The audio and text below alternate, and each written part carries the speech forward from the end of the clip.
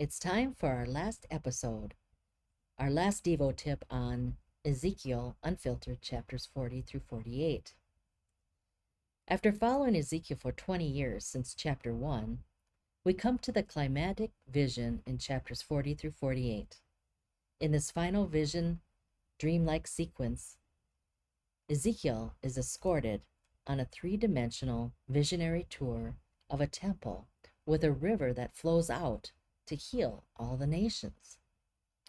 Visions are kind of like the Matrix or the holodeck in Star Trek. Ezekiel is lifted onto a very high mountain where he looks down on a virtual city. Like all prophecy, the point is not in the details themselves, but in the overall image that's being created. The details are meant to heighten the grandeur of the geometric, symmetrical dimensions of the temple's design. Notice how massive Ezekiel's temple complex is compared to other temples in the Bible. Even more important, there is no explicit command to build this massive temple, in contrast to the tabernacle, which God repeatedly instructed Israel to build, according to the pattern shown to Moses. With Ezekiel's temple, there's no hint of any human construction at all. It is simply presented to him in a virtual reality-like manner. The further in you go, the narrower the entrance becomes. Although many have tried to draw it, its perfect three-dimensional, cube-like structure is literally impossible to create. There are so many Leviticus-sounding details that are mixed with Eden-like spiritual geography that no human being could possibly build it. Ezekiel's virtual reality tour is a vision, not an architectural blueprint. Nevertheless, some people are convinced that Ezekiel's temple will one day be built in Jerusalem. They believe that it will one day open its doors to the Antichrist. This is not something we should encourage. To reinstitute animal sacrifices, think about this, would deny the sufficiency of Christ's once for all sacrifice for sin. To reinstate a priesthood would diminish Jesus' priestly intercession from heaven and disparage the priesthood of all believers. Such disregard for the complete and final work of Christ is precisely what the writer of the book of Hebrews warned against.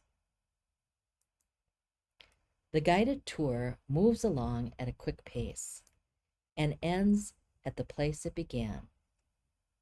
After the tour is over, Ezekiel is led to the best vantage point to watch the splendid arrival of the king. At the gate facing east, the king's grand entrance sounded like Niagara Falls, and suddenly the entire earth shone with his glory as the glory of the Lord filled the temple. The king has come home.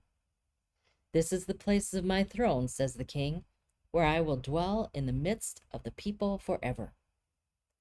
In this vision, priests carry out their religious duties, ministering before the Lord and teaching the people. The princes, and there's more than one, carry out their civic duties, executing justice and righteousness. God then brings Ezekiel back to the door of the temple, and water begins to trickle out from below the threshold. At first, it was only ankle deep, then knee deep, and then waist deep. It kept gushing out until it formed a river that could not be passed through without a life preserver.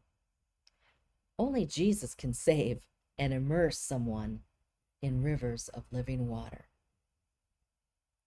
Wherever the river goes, everything flourishes. All kinds of fish and all kinds of trees from all over the world are thriving because the water for them flows from the sanctuary. Apparently, John the Apostle saw this river too and confirmed that it was for the healing of the nations in Revelation 22. Ezekiel's vision ends with the land of Israel divided equally among the people and arranged around the sanctuary. This is Ezekiel 48. What exactly does this signify? Well, apparently all believers, no matter how long or how hard they serve the Lord, will receive the same reward, eternal life in the age to come on a new earth. Jesus said, "Blessed are the meek, for they shall inherit the earth." Yes, the thief on the cross received the same reward as Paul and Ezekiel and you and me. Old Testament prophecies of future scenes are always presented in its local setting, using language the original audience understood. Prophecy used localized situations to foreshadow a future globalized reality. Just like Paul was able to broaden the dry bones vision, and John was able to broaden the Gog prophecy, he does it this way as well with the 3D temple cube vision. Why did they broaden it?